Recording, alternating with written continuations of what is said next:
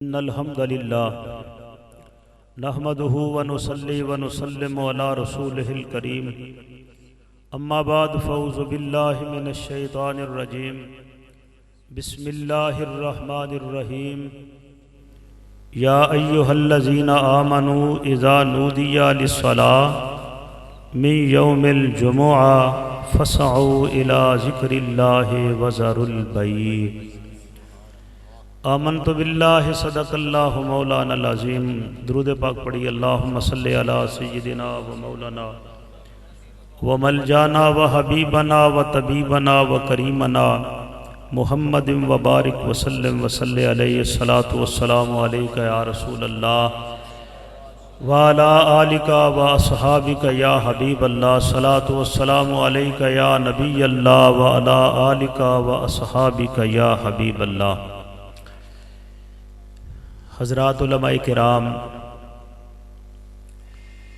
اور عوام اہل سنت، طلباء، عزیز بچوں، محترم بزرگوارم بھائیوں، بالخصوص خطیب اہل سنت حضرت قاری حافظ العلامہ محمد عثمان صاحب حافظہ اللہ، پروردگار عالم کی حمد و ثنا حضور کی بارگاہ رسالت مآب میں درود و سلام کا نذرانہ عقیدت و محبت پیش کرنے کے بعد، آج جس عمل کی بنیاد ڈالی گئی ہے، یعنی مسجد پاک کو آج جامع مسجد بنا دیا گیا ہے، یہ ایک بہت اچھا عمل ہے، اور یہ وہ عمل ہے جو اہل اللہ کا عمل ہے، بندگان خدا اور محبوبان خدا کا یہ عمل ہے، یہ اہل خیر کا طریقہ ہے، یہ اہل نظر، صاحب دل اور اہل بصیرت کا کام ہے، اور اس نیک بنیاد کو پروردگار عالم اساس کے طور پر اس کو باقی رکھے، اور آپ جو اہلیان علاقہ ہیں جناب علامہ عثمان صاحب کے دست و بازو بنتے رہیں اور بن کر رہیں۔ یہ وہ طریقہ کار اور یہ وہ عمل ہے جو ہمارے حضور سرور کونین کی سنت پاک ہے۔ تھوڑی سی دو تین منٹ کی بات کرتا ہوں کہ یہ وہ طریقہ ہے جو حضور کی سنت کے بعد، حضور کے مبارک طریقے کے بعد، جو حضرت اسعد بن زرارہ کا عمل ہے۔ اسعد بن زرارہ رسول اللہ کے وہ عظیم الشان صحابی ہیں جنہوں نے جب فاران کی چوٹیوں سے، بلد امین کے در و دیوار سے اور ام القریٰ کی وادی سے جب توحید و رسالت کی صدا بلند ہوئی تھی، تو اہلیان مکہ تو اہلیان مکہ تھے۔ آج کے پیمانے کے اعتبار سے 465 کلومیٹر کا سفر کر کے اہلیان مدینہ میں سے حضرت اسعد بن زرارہ جو تھے وہ اور ان کے ایک ساتھی حضرت ذکوان، وہ مکہ مکرمہ میں تشریف لائے تھے، اور انہوں نے یہاں آ کر حضور سرور کونین کے اس پیغام توحید و رسالت کو دل جان سے قبول کیا تھا، اور یہاں مسلمان ہو کر اسلام کا کلمہ پڑھ کے اسلام کی یہ گوناگون دولتیں سمیٹ کر وہ مدینہ پاک میں تشریف لے کر اپنے گاؤں آگے تھے۔ تو وہاں جا کر حضرت اسعد بن زرارہ رضی اللہ تعالیٰ عنہ نے مدینہ طیبہ کے اندر جمعۃ المبارک کی بنیاد ڈالی تھی۔ حالانکہ اس وقت تو جمعۃ المبارک کے علامہ صاحب میرے فاضل دوست یہاں موجود ہیں، علماء کرام کا بھی شفقت کا پیرا میرے ساتھ ہے، یہ لوگ آپ کو بہترین طریقے سے بریف کر سکتے ہیں اور بتا سکتے ہیں۔ حالانکہ اس وقت تو جمعۃ المبارک کے احکام نازل ہی نہیں ہوئے تھے، جمعۃ المبارک کے احکام تو ہمارے حضور کے بعد از ہجرت مدینہ میں نازل ہوئے ہیں، اور یہ جمعۃ المبارک کی جو نماز ہے یہ مدینہ طیبہ کی یادگاروں میں سے ایک یادگار ہے۔ لیکن اس سے پہلے آپ پیچھے چلے جائیں، تاریخ ہماری رہنمائی کرتی ہے کہ حضرت اسد بن زرارہ رضی اللہ تعالیٰ عنہ نے یہاں آ کر جمعہ کی نماز کی بنیاد رکھی، جس کو آگے چلتے ہوئے آج آپ لوگوں نے وہ پاکیزہ عمل جو ہے وہ اپنے عمل میں لے کر آئے ہیں۔ تو حضرت اسد بن زرارہ نے، مجھے یاد پڑتا ہے، اس وقت 40 آدمیوں کے ساتھ مل کر مدینہ پاک کے اندر سب سے پہلے جمعۃ المبارک کی نماز پڑھی تھی، اور پھر اس کے بعد حضور تشریف لاتے ہیں۔ حضور نے پھر آ کر مدینہ پاک جس مسجد میں سب سے پہلے پڑھا تھا، وہ آج بھی آپ لوگوں کے اندر بہت سارے ایسے نورانی چہرے میرے سامنے موجود ہیں جو حضور کی مسجد نبوی سے قباء شریف کے روڈ سے گزرتے ہوئے قباء شریف کی مسجد کی طرف جائیں تو جو قباء سے پہلے جو ایک چوک آتا ہے نا، اس مسجد کے بائیں طرف یہ مسجد الجمعہ واقعہ ہے۔ یہ وہ مسجد الجمعہ واقعہ ہے جہاں حضور نے جمعۃ المبارک کی نماز مدینہ پاک میں آنے کے بعد پڑھی تھی۔ حضرت اسد بن زرارہ جو تھے یہ وہی عظیم الشان اور باعظمت صحابی ہیں کہ حضرت ابو ایوب کا نام آپ نے سنا ہوگا رضی اللہ تعالیٰ عنہ۔ حضرت ابو ایوب انصاری جو تھے وہ رسول اللہ کے میزبان تھے، اور یہ جو اسد بن زرارہ ہیں رضی اللہ تعالیٰ عنہ، یہ وہ باعظمت صحابی ہیں کہ حضور کی اونٹنی ان کی مہمان تھی۔ حضرت ابو ایوب انصاری حضور کے میزبان تھے اور یہ حضور کی اونٹنی مبارک کے میزبان تھے۔ حضرت اسد بن زرارہ جو تھے یہ وہی باعظمت صحابی ہیں، یہ وہی بلند و بالا اسلام، ایمان، محبت رسول کا روشن مینار ہیں کہ جنہوں نے مسجد نبوی کی جگہ جو تھی وہ اپنی تربیت کے اندر 2 یتیم بچوں کو سے لے کر کے حضور کو عطا فرمائی تھی، حضور کو دی تھی، حضور کی بارگاہ میں پیش کی تھی۔ حضرت اسد بن زرارہ کے بارے میں ہے کہ وہ جو 2 یتیموں کی جگہ تھی مسجد نبوی شریف کی، وہ 2 یتیم جو تھے وہ حضرت اسد بن زرارہ کی زیر تربیت تھے، آپ ان کے مربی تھے۔ اور جب ان بچوں سے کہا گیا کہ تم مسجد نبوی کی زمین دے دو تو انہوں نے رضامندی کا اظہار کیا، تو ہمارے حضور نے ان سے فرمایا کہ بچوں بیٹو، یہ ہم آپ کو اس کا معاوضہ دے کر حاصل کریں گے، ہم اس کو مفت کے طور پر حاصل نہیں کریں گے۔ تو وہ کہنے لگے یا رسول اللہ صلی اللہ علیہ وسلم، سہل اور سہیل ان بچوں کے نام تھے، انہوں نے حضور کی خدمت میں عرض کیا یا رسول اللہ ہم آپ سے معاوضہ نہیں لیں گے بلکہ ہم اپنے اللہ سے لیں گے۔ تو میرے آقا علیہ السلام نے ان کی اس نذرانے کو، ان کی اس محبت کو بظاہر نہیں قبول فرمایا، نہیں ہم یتیموں کا مال نہیں لینا چاہتے۔ تو پھر جناب ایک روایت جناب صدیق اکبر نے، مشہور روایت تو یہی ہے، جناب صدیق اکبر نے وہ جگہ کا معاوضہ دیا تھا اور پھر وہاں مسجد کی بنیاد رکھی گئی۔ اور ایک روایت میں ہے کہ حضرت اسد بن زرارہ کا جس علاقے کے اندر ان کی زمین تھی، چونکہ یہ مدنی صحابی تھے، آپ کا تعلق خزرج خاندان کے ساتھ ہے، اور اوس اور خزرج یہ دونوں خاندان مدینہ طیبہ کے جو ہیں، جن کو ایک مشترکہ نام جو ہے وہ انصار کا دیا گیا ہے، یہ حضرت اسد بن زرارہ یہ خزرجی ہیں، اور یہ زمیندار اور کسان لوگ تھے، یہ چودھری لوگ تھے جنہوں کہنا پوہے پانڈے دے مالک تھے۔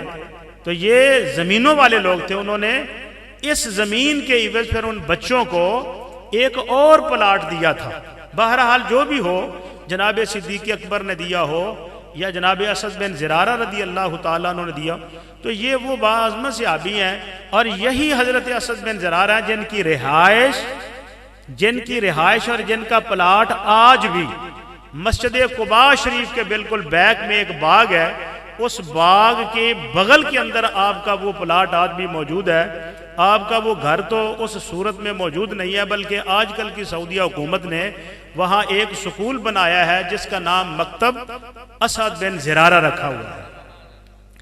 اسی سال کے اپریل میں اور میرے ساتھی جناب چودھری ظفر پلر صاحب وہاں گئے تھے، تو ہم نے وہاں اس جگہ کی زیارت کی تھی۔ تو اللہ کرے آپ کو بھی وہاں کی زیارت نصیب ہو۔ تو حضرت اسد بن زرارہ جو ہیں یہ باعظمت صحابی ہیں اور حضور کے بڑے قریبی، اور یہ بیعت عقبہ اولا، عقبہ ثانیہ اور عقبہ کبیرہ تینوں بیعتوں کے اندر یہ شریک کار رہے۔ اور پھر حضور نے جب حضرت موسیٰ بن عمیر کو یہاں مکہ مکرمہ سے نقیب اور سفیر بنا کر، سفیر اسلام بنا کر بھیجا تھا، تو حضرت اسد بن زرارہ نے ہی اپنے دروازے اپنی بیٹھکوں، دالان اور اپنے گھر اور اپنی حویلیوں کے لیے اس مبلغ اسلام کے لیے کھولے تھے، اور ان کے لیے ہر آسائش اور ہر سہولت کا ان کے قدموں پر انتظام کیا تھا۔ حضرت اسد بن زرارہ جو ہیں یہ رسول اللہ کے آنے کے فوراً بعد ہی یہ رحلت فرما گئے تھے، اور حضرت کعب بن مالک کا یہ بڑے مشہور صحابی ہیں جو اہل عقبہ میں سے سمجھے جاتے ہیں، یعنی وہ بدر سے تبوک سے پیچھے رہ جانے والوں میں سے۔ جب بھی مدینہ پاک کے اندر جمعۃ المبارک کی آواز اٹھتی، بلند ہوتی، مؤذن اذان کہتا، تو یہ اپنے ہاتھوں کو، اپنی جولیوں کو اٹھا کر دعا کیا کرتے تھے، اور وہ دعا کیا ہوتی تھی کہ یا اللہ اسد بن زرارہ کے اوپر اپنی رحمتیں نازل کرے۔ ان سے پوچھا جاتا کہ تم سارے مدینے والوں کو چھوڑ کر اسد بن زرارہ کو ہی کیوں یاد کرتے ہو؟ تو یہ پھر ان کو جواب دیتے، میں اس لیے ابن زرارہ کو دعائیں دیتا ہوں کہ انہوں نے اس اذان اور اس جمعے کی نماز کی جو داغ بیل تھی وہ مدینہ پاک میں سب سے پہلے ڈالی تھی، اس لیے میرے دل کی دعائیں ان کے ساتھ۔ تو پھر ان کی نماز حضور نے پڑھی تھی۔ جنت البقیع میں بھی کہتے ہیں سب سے پہلے جو اہل اسلام میں سے کسی کی تدفین ہوئی وہ اسد بن زرارہ کی ہوئی۔ انہوں نے اپنی 2 بیٹیوں کو چھوڑا تھا، ان کا بیٹا نہیں ہے، ان کی اولاد انوثت یا ذکورت نہیں تھی۔ تو پھر جب یہ بیمار ہوئے تو حضور ان کی تیمارداری کرنے کے لیے عرض کرنے لگے، یا رسول اللہ میرے ماں باپ قربان جائیں، میں تو اب جا رہا ہوں، میری بیٹیوں کا خیال رکھنا۔ تو پھر حضور جو ایک مطلب با وفا امت کا شعار ہیں، حضور سرور کونین جو جس کو کہتے ہیں نا کہ جدی باں پھڑ دے مڑ چھوڑ دے نہیں، ٹھیک ہے نا۔ سرکار دو عالم صلی اللہ علیہ وسلم نے پھر